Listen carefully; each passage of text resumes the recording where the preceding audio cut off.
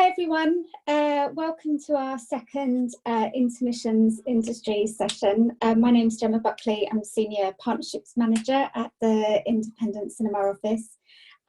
These sessions are designed to give our young film programmers and others the opportunity to talk directly to people working in the film exhibition sector and related professions and find out more about what their work involves and their career paths so far. Today we're delighted to welcome film journalist Ryan Gilbey. Ryan has been film critic at the new Statesman magazine since 2006 and also writes for The Guardian and the Radio Times. He has contributed to numerous other publications and was in 1993 named Young Film Journalist of the Year by The Independent and Sight and Sound, which I'm sure we'll talk a bit more about shortly. If you have any questions for Ryan, please can you submit them through the Q&A tab below rather than the chat function, just so everything's all in one place. And please do feel free to submit questions as we go along. There's no need to wait until the end. And lastly, today's webinar does have live captioning. To access this, please use the captions button at the bottom of the screen. Right, so thank you, Ryan, for being here today. Well, thanks so much for asking me. Hi, everyone. I just wanted to start by asking if you could tell us a bit more about how you became a film journalist. Was it something you always wanted to do? Well, I was always obsessed with films since I was sort of 3 or 4 and went to the cinema for the first time. And I'd always have this feeling when I came out of the cinema that I was just bursting to talk about the film. And I would just kind of drive my parents wild by going on and on and on about whatever we'd seen at the cinema. And also from a young age, writing was my favourite thing to do. It was kind of the only thing I was really good at school. And so those two things sort of gradually came together. And then when I was at university, I started contributing reviews to the university newspaper. It was quite a weird setup. I didn't ever meet any of the editors of the paper. I would just drop off, not anonymously because I had my name on, but would just drop off completely unsolicited these reviews. And then a week or two later, they would appear in the university newspaper. It was a really strange kind of transaction, but it appealed to me because I was always quite a shy person. And so I would go and see the film kind of on my own or with a friend, like scribble notes down and then be on my own writing the review. And then I would drop the review off on my own. And it was all quite, there was something really kind of surreptitious about it. And that was one of the elements that appealed to me about the job, just kind of being in the dark on my own, being very self-sufficient, and not really having to deal much with other people. And then when I came to actually work in the industry, of course it's nothing like that. You're constantly working with editors, and you're thrown into interviewing people and like traveling all over the place and meeting lots of people. So it was actually really good for me as a person, as well as kind of being combining my twin passions, which were film and writing. Okay. And I mentioned in my intro at the start about you winning the Young Film Journalist of the Year award. Yeah, what a shame that competition isn't around anymore. I mean, it was it was just after I'd finished uni, and it was the Independent and Sight and Sound, and you had to be unpublished, under 25, and you had to write, I think it was 1,000 words on a film that had come out in this particular month. I think it was October 93 or November 93. So I did this review of The Cement Garden, the film of the Ian McEwan novel. One of the things that appealed to me was I didn't know anything about it going in. There had been lots of stuff written about things like the piano and Mike Leigh's film Naked, but I wanted to write about something I didn't have any preconceptions about. And then I won that competition, and then part of the prize was work experience at the Independent, and there just happened to be a listings job come up at the newspaper while I was there. So you'd have to phone up all the cinemas in London, find out what time the films were on, and then write a little kind of one-line description of the plot, and that would kind of go in the listings. So I started kind of right at the bottom, really, just doing those kind of things and doing little video reviews. And then, of course, as anyone who's in any industry really will tell you, like once you've got that foot in the door, to use the cliche, then you're in the right place for if other opportunities come up. And so gradually I did more reviewing, feature writing. Suddenly I was being sent to interviews, with no experience of having really interviewed anyone before. And it was just a case of kind of learning on the job really, and just hopefully getting better as you go along. And how has your career progressed since then? Like, what different routes has it taken? Well, I guess reviewing and interviewing has been a constant. So as you said, I've been at the New Statesman since 2006, and so I review one film for them every week. So I have that regular column, and then I freelance for other places doing interviews and features. But then, different kind of sort of opportunities have come up along the way, like set visits, where you go on set of a film that's being shot, and just kind of do a report on that. What else have I done? Bits and pieces of teaching. One thing I really love, it sounds kind of macabre, but one thing I really love is writing obituaries, like doing a proper, thorough survey of someone's life, and doing lots of research, really kind of paying tribute to them in a really sort of thorough way. And I've done some ghost writing, where you write and it's not your name on the piece. Just trying to think what else I've done. I mean, I've got into writing in the past sort of 10 years about theatre and comedy as well. I actually started out writing about music as well when I was at the Independent in the beginning. I was sort of also review gigs and interview bands and things like that. But I think to really do something properly and kind of thoroughly, you have to have kind of absolute 100% passion for it. And I think even though I love music, my passion for it and my interest in it and my kind of determination to keep up to date with it was kind of falling away as film was kind of taking precedent. So I wouldn't, within a few years, I wasn't really qualified to write about music because I didn't have that sort of overview that I think I have with film, because I just naturally want to see everything that's out film-wise. Whereas, with music, I'm more like, as you get older, you just order the same thing off the menu every time. I'm a bit more like that with music. Whereas I'm more, you need curiosity and inquisitiveness and passion, I think, to write about something for that long. So I've been doing the job sort of 25 years now, 26 years. So, and I do feel really lucky. It never feels like a chore, even when I'm kind of on deadline and things are really mad or something. I always feel so lucky to have the job. Okay. I suppose you mentioned that you've been in the industry for 25 years. Yeah, 26. Yeah. So when we were talking the other day, you said that there was no internet when you started, which I'm not sure. But I was wondering if you could tell us a bit more about how that has affected your work in terms of particularly interviews. So in terms of what access you have to interviewees, and also how much they're willing to say or open up when you do get that access. Sure. Well, I think one thing that's changed is that obviously news and interviews, anything that happens, spreads so much faster now.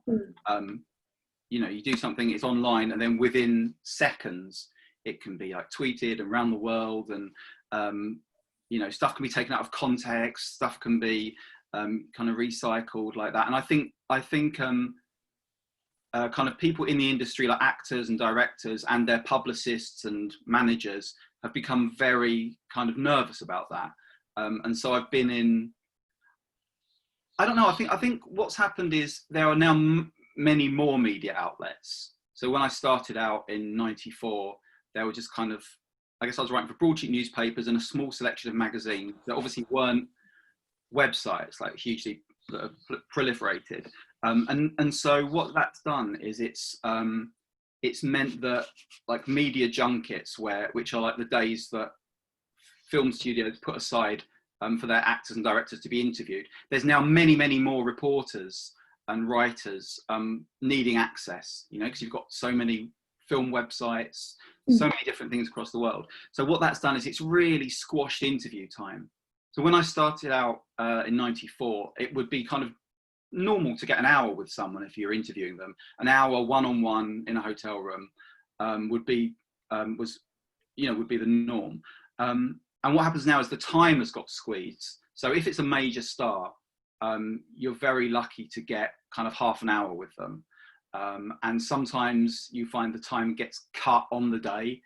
I remember interviewing an actor and being told I had 20 minutes with him. And then right before I was about to go in, they said, sorry, it's been cut to 12 minutes. And then knowing you've got to write, it can be a 2,000 word piece out of a 12-minute interview, that then becomes really difficult. So you have to find other ways to write the piece, like interview lots of other people who've worked with them, that sort of thing.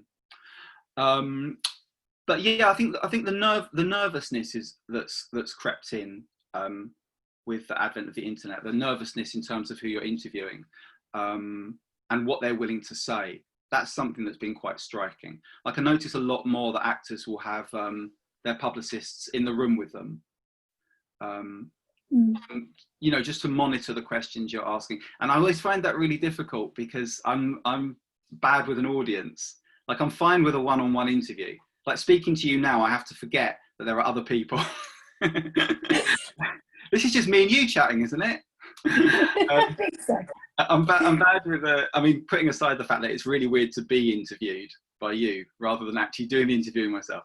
But yeah, publicists tend to now be in the room with the person you're interviewing. And there's a real sense of everything just being monitored and policed much more than it would be ordinarily. And I did an interview a few years ago with a joint interview with Denzel Washington and Chris Pratt, who were promoting The Magnificent Seven, which they were in. And we actually got onto the subject of that because I was finding it really hard to get to pin them down on any answers. I would ask them a question and they would kind of, I'm an R and not really. And so in the end, I think I asked them something like, I can't remember how I phrased it, but trying not to be rude, I kind of, was trying to get them to open up about why they didn't want to open up.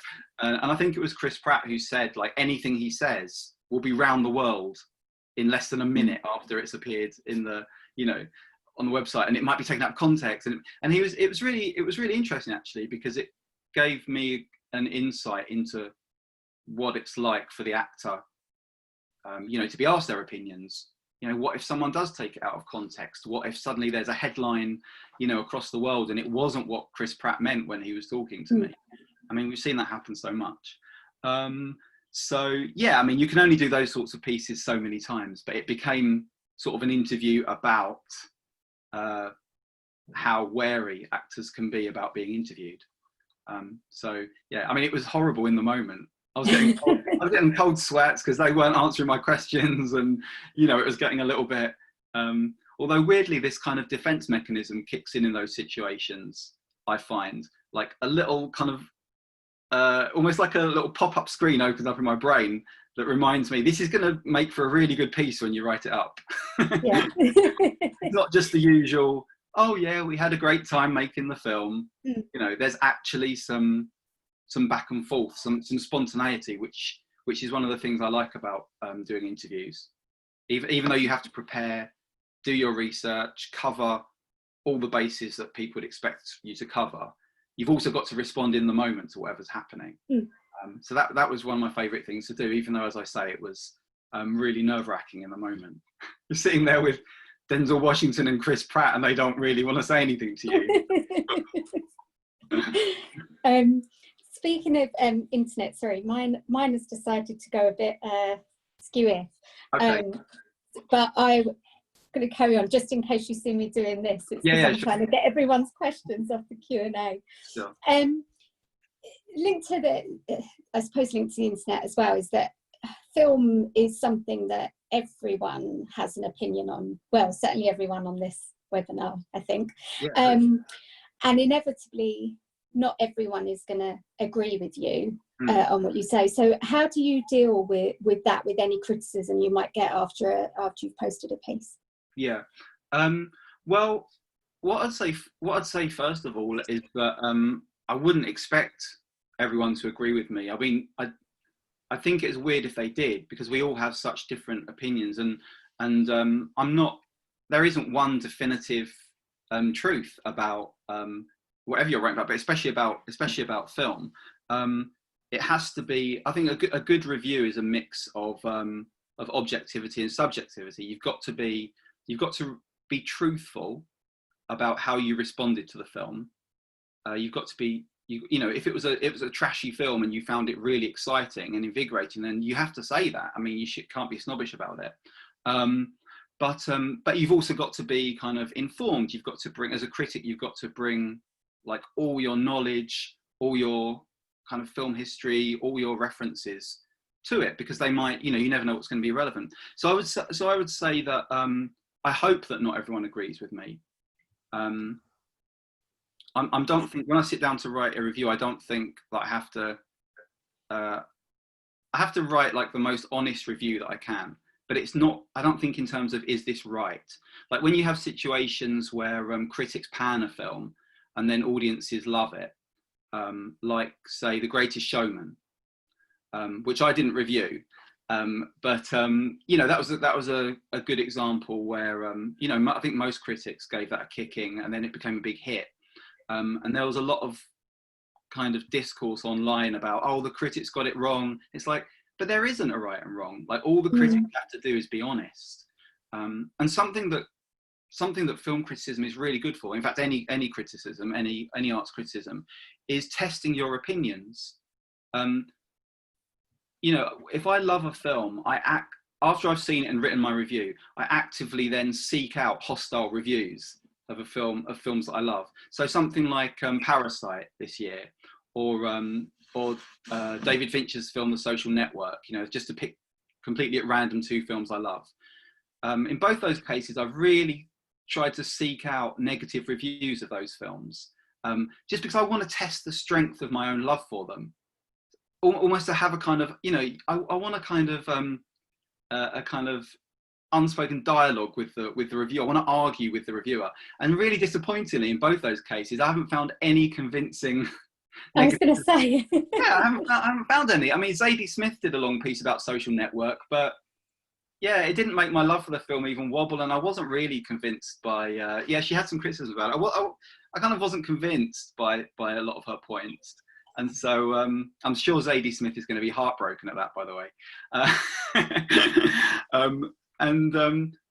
Yeah, for me, that's what good criticism is. I mean, one of the first critics I read, and still one of my favourite critics, is Pauline Kael, like quite an obvious choice, but who used to write for The New Yorker. She died in 2001.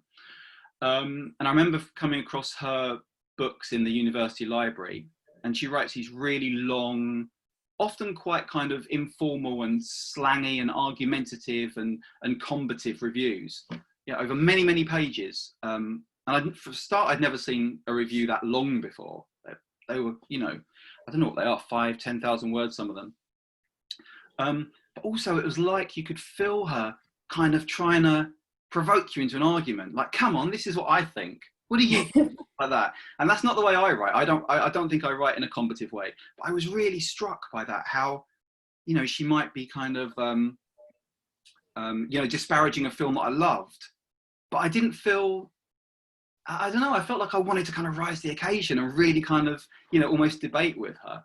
And I think a good review will do that. So yeah, so I don't have a problem with if someone disagrees with the review.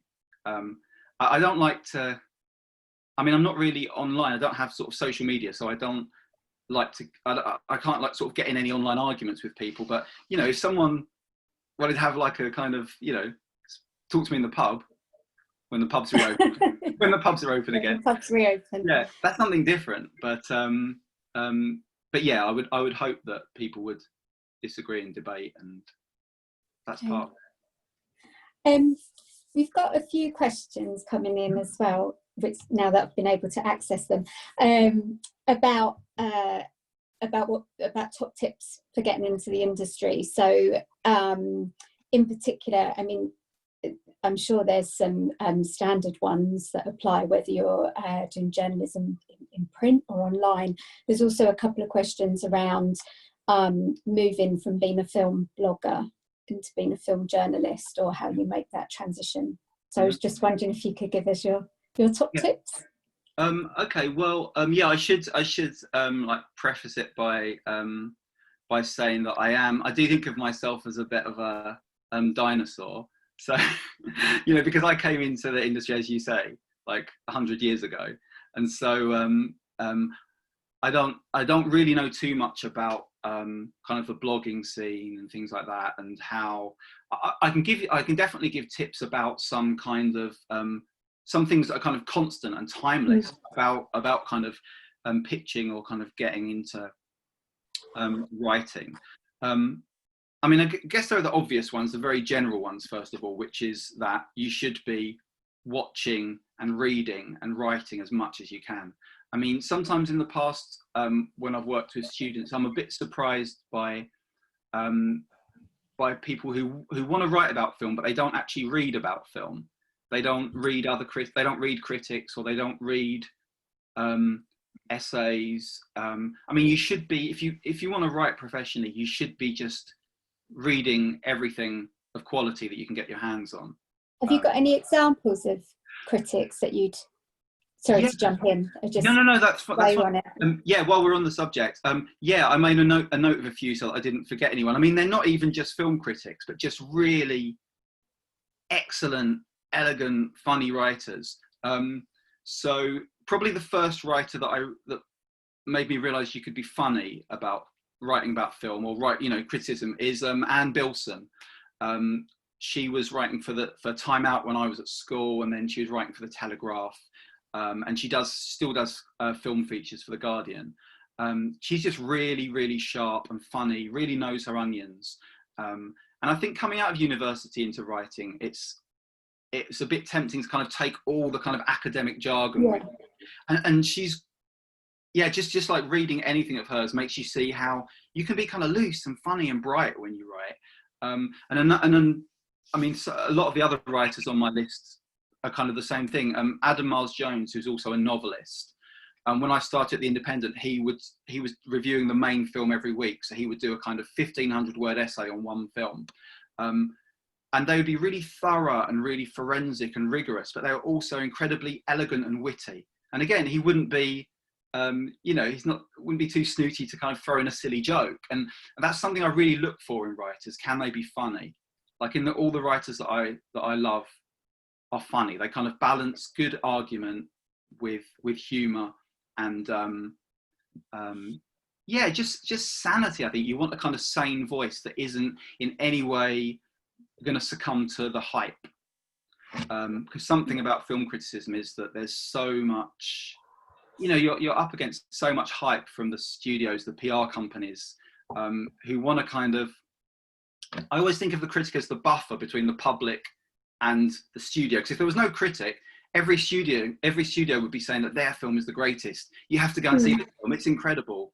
And they would have lots of Twitter reviews on there and things like that. And the critic is in a way, the kind of like, I was going to say like throw a glass of cold water on all that, but that sounds a bit cruel. It's more like, okay, let's just keep the temperature down and let's look at this calmly and coolly, and never mind that it's the new, Quentin Tarantino film or Steven Spielberg film. Is it any good? Let's break this apart. And that's something that I think is really important. A forensic approach to writing. Like, don't tell me this is the best film of the year. Tell me what's good about it. Tell me what works. Like this is Meryl Streep's best performance is not a helpful sentence. Tell me something really great and interesting that she does in one of the scenes. Be as specific as you can. Who else? Oh yeah, there's this brilliant writer on the Times, Giles Smith. He writes about sport on television. I'm not interested in sport at all. I've got both his books of collected sports criticism. He's just such a funny writer, and just the use of language is incredible. And then some film writers, Nigel Andrews, who recently retired from the Financial Times, but all his work is online. He's such a playful and funny writer. I remember him doing a review of the rom-com Wimbledon with is it Kirsten? Oh God, yeah, Dunst? yeah. He did a review of that in the style of a like BBC tennis report, and it was just like I couldn't pull off something like that, but it was really it was lovely. It was so kind of deft. There are some really good film writers at the moment, like Charlotte O'Sullivan on the Standard, Tim Roby on the Telegraph. Again, really like alert, attentive, funny writers. You just feel like nothing will get past them. You know what I mean? Like they've got such a precise eye. Trying to think if there's anyone else. Yeah, they're the main ones. Oh, and there's I still look at the reviews of Nancy Banks Smith, who used to review for TV for The Guardian. I think from the 70s onwards, like for a few decades. There's just no one like her. She has her own voice. She has her own kind of idiom.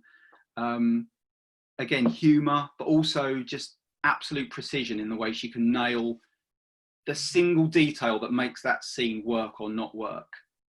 And it's just like, it's that feeling of like the penny dropping. I was going to say like, don't use cliches, and I've just said the penny dropping, but but yeah, so that's an important thing, like reading as much as you can, writing as much as you can, even just for yourself, even if you're not going to show anyone, like as a way to develop your voice. So I think the hardest thing as a writer, one of the hardest things, is dealing with how bad your stuff is when you first write it. You know, that first draft, or you just can't find a way into writing this piece, and you just have to learn to cope with how bad it's going to be, and then gradually make it better. Become an editor. Yeah, like exactly. And then if you're going to, I mean, you said about making the move from say like blogging to reviewing or pitching to people. I think an important thing there is to get to know the magazine or the website that you're pitching to. So if you're going to pitch something to Little White Lies about, I don't know, the use of, I'm trying to think of something, you know, the use of like hardware in the films of Catherine Bigelow, you know, you better check they haven't done that piece in the last few years, because they're not going to be interested, and they won't answer your email, and do you know what I mean? You have to just like absolutely suss out that you're pitching it to the right place. What I would recommend is really study anywhere that you want to pitch a feature to, anywhere that you want to write for. Really study them, get a feeling of the house style, get a feeling of what they like and the sort of pieces they run, and see if there are any gaps in their coverage. Yeah, like it's no good pitching a feature about Star Wars, I would say, because there's so many features about Star Wars. Yeah. You know, find that thing that people aren't writing about. Find that thing that really interests you, but that isn't represented, you know, in magazines or websites. I think you said to me because Ryan taught film journalism course at the BFI we won't say how many years ago, but he was my tutor, and I remember talking about I've just been to Philadelphia and seen people running up the Rocky Steps, and you said to me, oh, you should have pitched it, you know, about why people are making this almost pilgrimage to the Rocky Steps. And I was under the impression you had to do the same sort of thing, you know, you have to follow a sort of formula, and then someone did it, didn't they, a couple of years later? Oh, really? Yeah. I was thinking about that the other night, because I was watching that film Shazam, that superhero film Shazam, and they go up the steps. I thought of you. So it could be anything, could be of interest. Yeah, absolutely. I mean, I'm trying to think of an example. I did something a few months ago, just at the start of lockdown, where I'd noticed that quite a lot of critics that I knew, former critics, had moved into filmmaking. So like I've got a friend who went from film critic to screenwriter. I know someone else who became a producer. And there was I'm just trying to think I can't remember what it was pitched around now, what it was pegged to, but there was a new film out it was made by a director who used to be a critic. And so I pitched that as a feature idea, because I hadn't seen that anywhere. I hadn't seen that written, and it was something that I personally wanted to write, and is a subject I'm interested in. Yeah. But when you've been a critic and you cross over to a director, you know, how do you feel about your old reviews? Do you think you were too harsh? Now you're seeing things from the other side. And so I pitched that, and my editor commissioned it, and I got to write that. Actually, that was one of the questions that came through about whether you could, do you think someone could be a film critic and a filmmaker? Oh, well, what do you mean at the same time? Or move from one to the other? Well, yeah, I mean, move from film critic to filmmaker. Yeah, there's so many who have. I mean, you know, going back to like the Cahiers du Cinema crowd, like Truffaut and Godard and Chabrol, who moved from being film critics to being filmmakers. And then, you know, people like Paul Schrader, he was a film critic before he was a filmmaker. Yeah, there are so many. I mean, yeah, there's a plug for my feature. It was in The Guardian a few months ago. There's loads of examples, loads of examples in there. One person that I spoke to, Ed Lawrenson, who used to be a critic for The Big Issue, and is now a filmmaker, a documentary filmmaker. Yeah, he said there was a slight overlap with being a film critic and a director. While he was making his first film, he was still a critic. But he said that was one of the reasons why he had to give up being a critic, because he said he was being too fair to everyone. He was like, oh, really? Because he had an insight then into, well, you know, everyone's trying their best. You know, he was more forgiving of a film's flaws. Well, that's, someone else has actually said as well, because there's so many questions coming in. I'm trying to push them in on my camera. So one of the first questions actually was about how you, as a film critic, not as a filmmaker, balance constructive criticism against you know, maybe being too critical to like a young upcoming filmmaker. I mean, do you think about that when you're reviewing the film? Yeah, that's really interesting, because primarily the review has to be entertaining for the reader, well argued, and engaging, and informative and clear. They're the main things it has to be. But that is something you have to take into account. And that does actually bring me back to, you know, I mentioned Anne Bilson, who used to be at the Telegraph. I got a really good lesson from her when I was first starting out. There was a program of short films by a new director, and it was on at the ICA, I think, somewhere like that. And we were just chatting about it. We'd both seen these short films. And I said, oh, are you gonna review them? And she said, no, I didn't really like them. I was like, oh, why aren't you gonna review them? And she said, well, he's just starting out. There's no point putting the boot into, you know, some short films by someone who's just starting out. You know, probably only 100 people are going to go and see them. And it was the first time that I encountered that idea of being a responsible critic. And Lizzie Frankie of the BFI was saying something to me recently about that. I interviewed her for that Critics Turn Filmmakers piece, because she used to be a critic.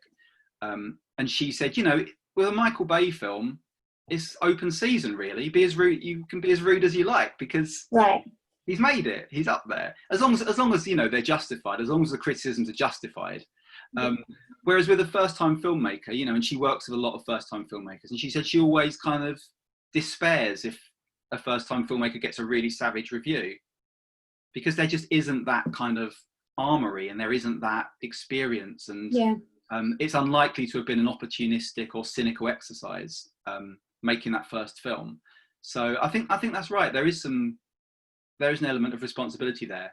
I'm not saying I've always been on the right side of it. I'm sure I've, you know, been, you know, harsh on first-time filmmakers without really thinking it through. But it's definitely something I try and keep in mind. I've got a couple of questions about when you're reviewing films, and then a couple of questions about when you're interviewing people. So when you are reviewing a film, how many times do you watch it?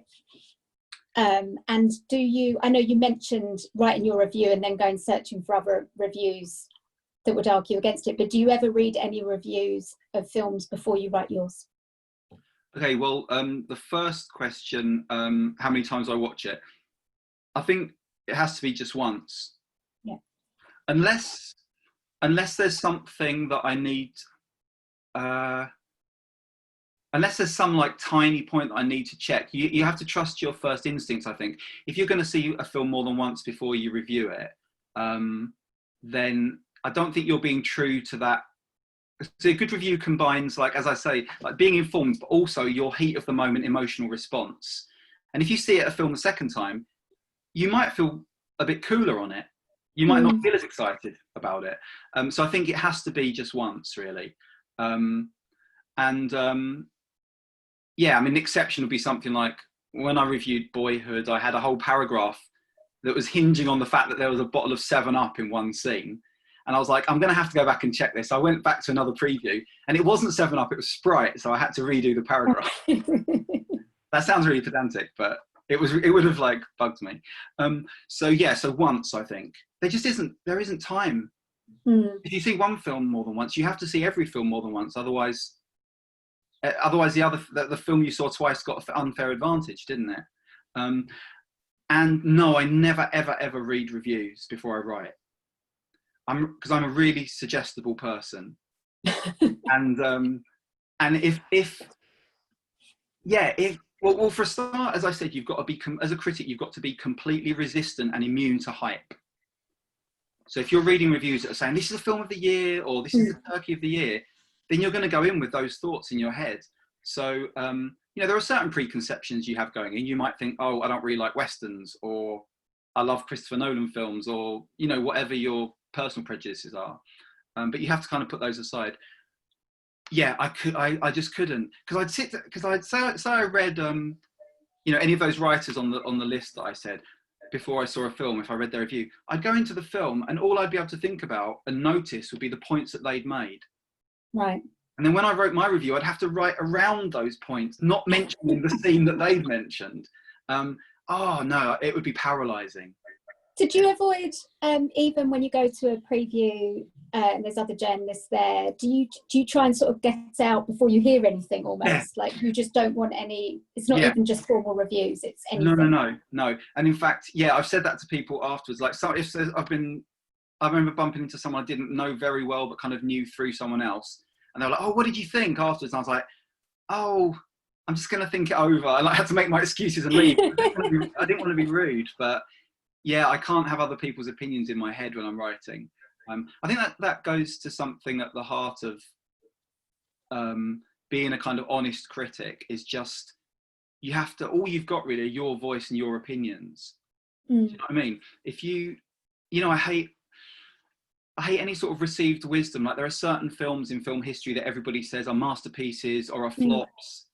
And it's like, no, make up your own mind. Make sure you've seen that film. Ishtar is a famous example from 1987, a famous flop that everybody hated and now gradually is being reevaluated. I remember thinking, God, that must be awful. Everyone says it's terrible. And then getting around to seeing it, and it's just a delight, And it's because all the critics at the time were reviewing how much it went over budget and, what that represented for Hollywood. They weren't able to just look at the film because it was in all this kind of hoopla about the budget. So yeah, my advice would be go in as fresh as you can.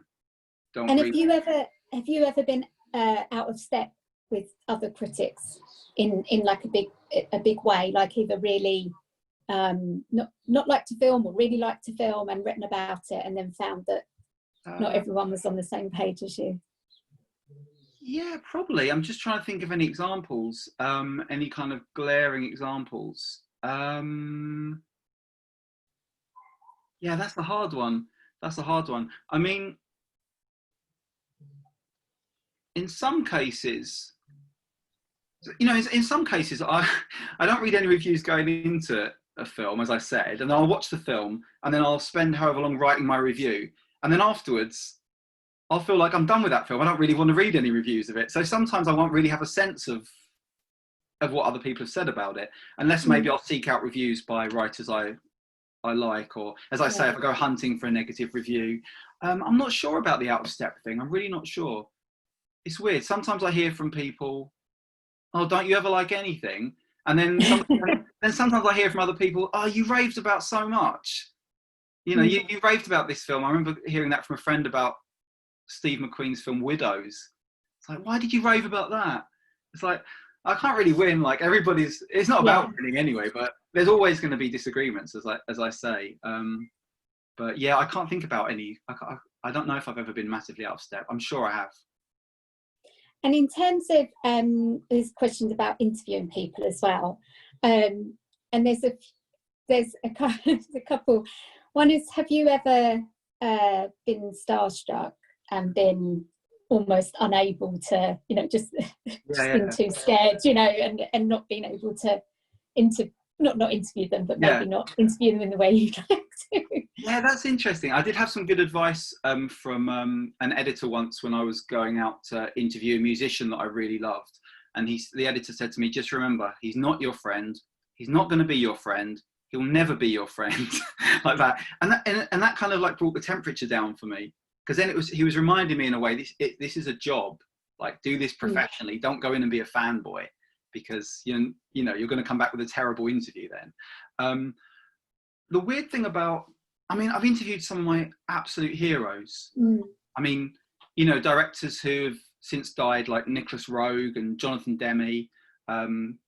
People who else did I interview that I love? Oh, I know who I interviewed. He's still alive, but David Cronenberg, who's one of my director kind of favorite directors. David Fincher, Quentin Tarantino, Claire Denis. These are people I absolutely worship, in most of those cases. But what kicks in, I think, when I'm there is that I need the interview to go well. And so I'm completely focused on like loads and loads of research, responding in the moment to what they're saying. It's almost like I'm too busy to be starstruck. Do you know what I mean? Yeah. It's like my main thought when I'm doing the interview is I really need them to say enough interesting stuff to make this a good piece. And it's almost like there's a moment in every interview, I think, when if it's going well, when they've said something and you can almost see it as the headline on the piece, and then I can kind of relax because it's like they've said something really, really interesting that I haven't heard them say before, and the piece is going to be fine.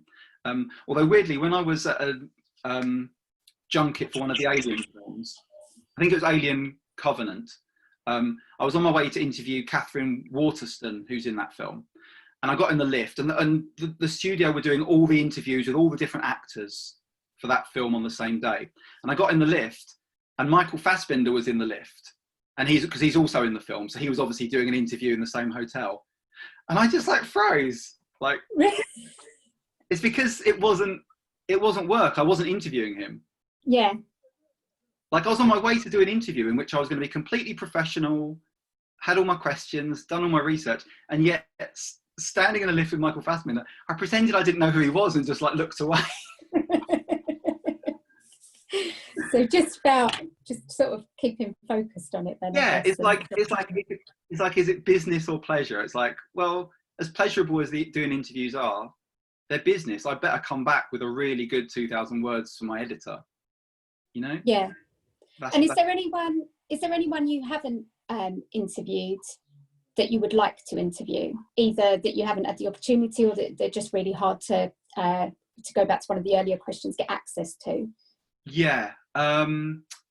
Well, I mentioned that film Ishtar with Warren Beatty and Dustin Hoffman. So Elaine May, who directed that, she's in her, I think, late 80s now, and she never does any interviews. And I've tried, and I've written about her. I've written a piece about her where I spoke to people who knew her. And I went to New York to see her in a play on Broadway, and she's kind of reclusive, but she's like one of my absolute heroes. So Elaine May would be top of the list. And then, I don't know, I suppose everybody wants to interview Tom Hanks. I'd love to interview Tom Hanks. You haven't interviewed Tom Hanks? I haven't interviewed him. I'd love to. But I have, yeah, I've interviewed like loads of my heroes, so I'm really lucky. I do feel really lucky about that.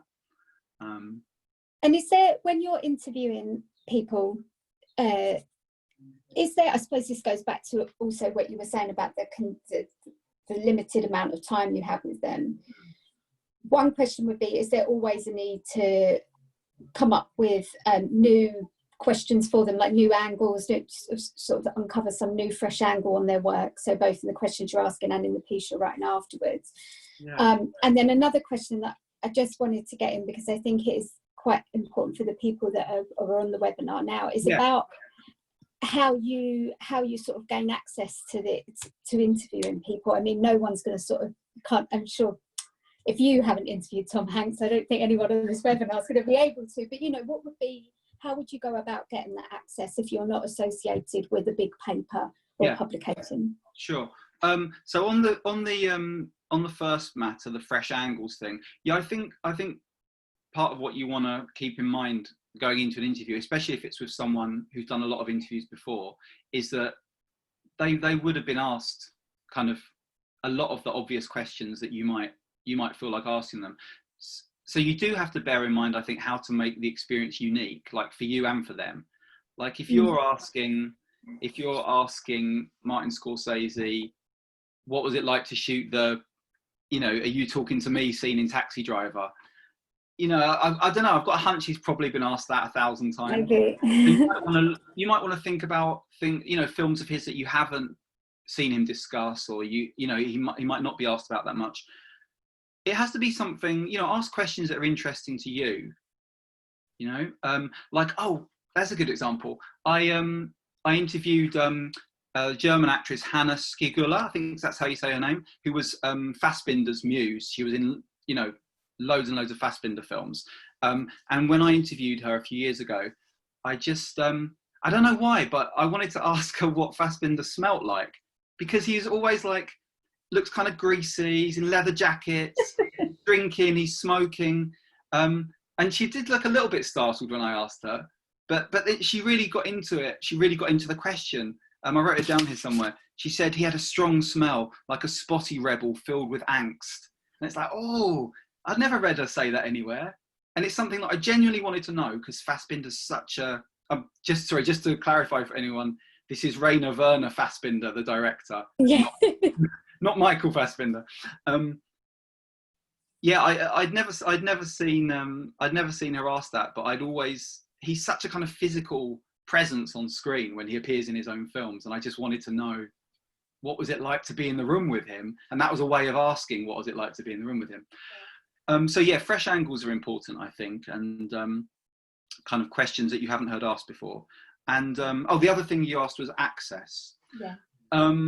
Do you mean I think you have to be realistic about who you're approaching.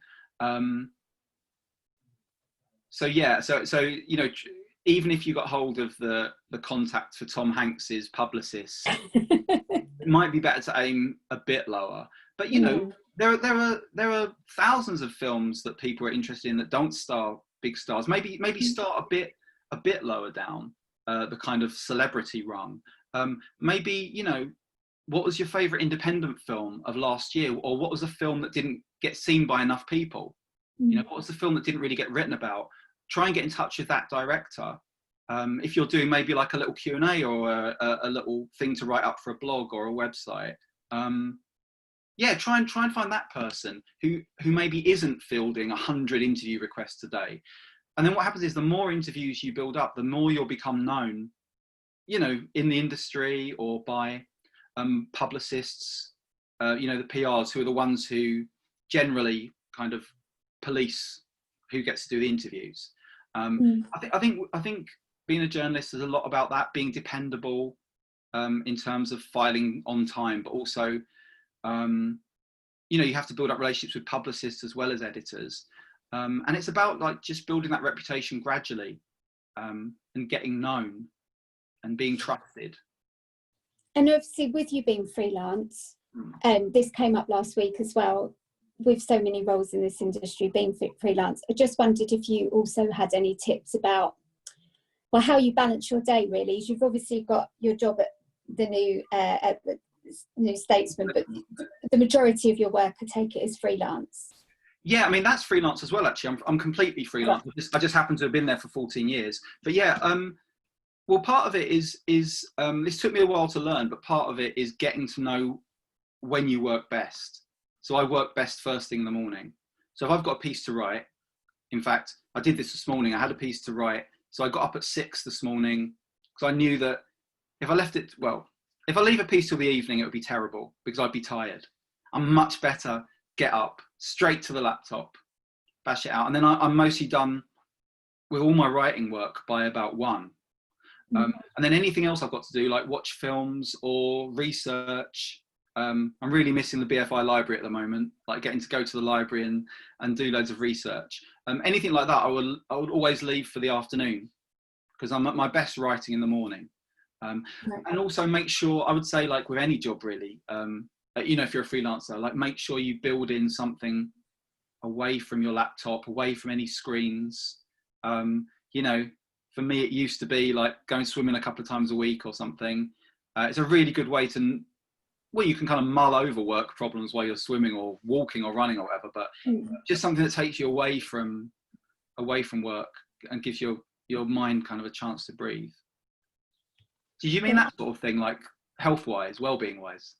Yeah, I think I think it's a common thing, isn't it, that, you know, if you're like me, or like I usually am in like a 9-to-5 role, it's really easy for me to, if I want to, you know, leave everything at the office. But I think if you're a freelancer, it's not that easy, and especially if you're trying to like break in to this industry in whatever profession. Yeah, there's no off switch, is there? You know, right. And so how do you make sure that you take time for yourself? Yeah, that's right. And that is something I think I've only come around to kind of in the last 10 years, like really valuing the weekend rather than letting work just kind of bleed into everything. And it's especially hard if, you know, if film's your passion anyway. Like, you know, I would ordinarily be thinking about films anyway. It's just that I do try and have stuff that's at least away from screens, you know. And a couple of I suppose like almost like quick fire questions as well. Yeah. One was what film releases were you most looking forward to this year? Or are you most looking forward to this year? I guess it's just. Yeah, that's a good question. Oh my goodness. I put you on the spot now. Sorry. I should have had to think about this. What am I looking forward to? I don't know. A couple of them just came out, so I'm okay with those. Like I was really looking forward to The Assistant, and luckily that went to streaming. Yeah. These two new. I was really looking forward to these two new films by the Romanian director Corneliu Porumboy, I think is how you say his name. The Whistlers, which Curzon released, and Infinite Football, and they were both streaming in June. So yeah, I'm not sure. I think, you know, probably like everyone, I'm intrigued about what the Christopher Nolan film is like, just because they're such a kind of unknown quantity, and I really love Dunkirk. Yeah, I'm going to have to be obvious and say the Christopher Nolan. Sorry, I think it's the one that's getting talked about the most at the moment, isn't it? And then I don't know if you want to answer this, Ryan, so feel free to skip it. But someone's asked, what is the worst film you've ever reviewed? And did you give it a really, were you not a responsible critic? Did you just give it an absolute stinker? Well, I do remember really hating. There was a film about Nelson Mandela called Goodbye Bafana. It was out in 2007 or 2008, and it was based on a book by one of the prison guards at Robben Island, where Nelson Mandela was held prisoner. And it was about the prison guard. It was a white prison guard. It was about his friendship with Nelson Mandela. And when the book came out, it was kind of disputed by Mandela and various people. It was like, didn't really know this guy, you know. It was all kind of fabricated, and they made a film of it, which was just it was badly made. That was part of it, but it was just so wrong-headed.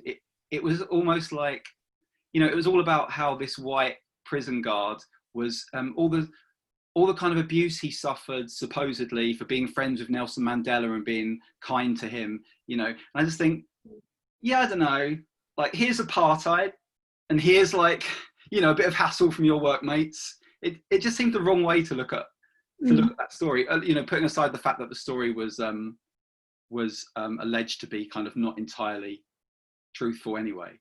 And I just felt that was really kind of open season on that. It was an established filmmaker. It was, you know, some really major names in it. Joseph Fiennes was playing the guard. But it was just, everything about it was bogus. And I think in a situation like that, you have to be honest in every situation. But yeah, if a film stinks and it's clearly been made by you know, through cynical motives, just like gloves off. Yeah. I should say just about that the negative reviews and the positive reviews are the ones that are easiest to write. It's really hard to write the stuff in the middle. When, you know, yeah, there's some good things, there's some bad things, but you have to build an argument. And I think that's the thing. Yeah, they're the hardest ones to write, when you don't particularly feel any extremes of emotion about a film. And that's the majority. I mean, I think that's where you need stamina in the job to get through the kind of films that are, yeah, they're fine. They're okay. Yeah. I think I've got time. One more question that's come in is quite a good one to end on for any aspiring film critics out there. In terms of how you write your reviews, how is there a particular structure you'd follow? And I suppose that links to someone else has asked about what you think makes a great film. So what are you looking for? And then how do you structure that for the reader? Yeah, in terms of writing a review, I'm not sure I know what makes a great film, because there are so many different kinds of great film. I mean, it sounds like a vague term, but if a film's got like a kind of distinguishable voice and personality, if it's not just some kind of cookie cutter, you know, factory product, there's something to respond to, some like original viewpoint, some original kind of voice. And in terms of writing my reviews, I mean, I realized quite recently that it's all in the quality of the notes that I take during the film. Like if I don't pay attention properly, or you know, if I've had a glass of wine before the film, then I'm not going to be able to write a very good review, because sometimes the PR companies, they'll like put on, like, give you a glass of wine or a beer before the film. Like, I have to be puritanical about that, because it interferes with my kind of faculties, you know. Maybe there's a reason they're giving you that beer. Yeah, for the really bad films, they often put on beer and pizza, yeah, just to kind of butter you up. But no, you have to. For me, like the reviews I'm happiest with, it's all about did I take detailed notes? And really, when you're taking notes during a film, you don't know really what you're looking for. You know, you might suddenly find that you've written down all the times that you know, the main character drinks a glass of red wine, or eats a hot dog. Like, why am I writing this down? And then you look back on your notes, and there's some sort of pattern. And from that, like a good example would be like Toy Story 4, the last Toy Story film. I was writing down, there was this kind of weird tug of war in the film between, there's lots of nostalgia for kind of analog, and there's a scene involving a film projector. Mm-hmm. I think like one of the characters, maybe Woody, like is either like kind of like pulled up on an old bit of cine film on a reel, or one of the characters is anyway. And it seems so weird to me, going back over my notes, that a film that was at the forefront of the digital CGI revolution should be so nostalgic about basically the very medium that it helped render obsolete. And so that became like, suddenly when I was looking back over my notes, I realised I had my argument, not even argument, I had my kind of through line for the review. Yeah. Was, you know, because I have about 800 or 900 words a week for my review. So it's not massive. It's not like you can't build a huge argument, but I realised then that was the thing I wanted to bring out about Toy Story 4. It's not even a criticism. It's sort of, I want to give the reader, what's more important to me than saying, yes, go and see it, or no, don't go and see it, is giving the reader a really textured kind of representation of what the film felt like to me. Do you know what I mean? Yeah. No, I do. And I think that's a really nice place to leave it. Thank you so much. Oh, because we're just out of time, but just to quickly say, our next webinar is the same time next week, and we're going to be talking about eventising cinema with Paul Vickery from the Prince Charles Cinema, home of the world famous all-night movie marathons and quote-along, sing-along programmes, and Matt Asian from Bounce Pop-Up Cinema to discuss their programme of sell-out screenings, talks and workshops across London. So please keep an eye out for details. So thank you so much for answering all mine and everyone's questions, Ryan. Oh, thanks very much. Thanks, everyone. And thank you, everyone, for joining us. And hopefully we'll see you next week. Thank you. Thank you.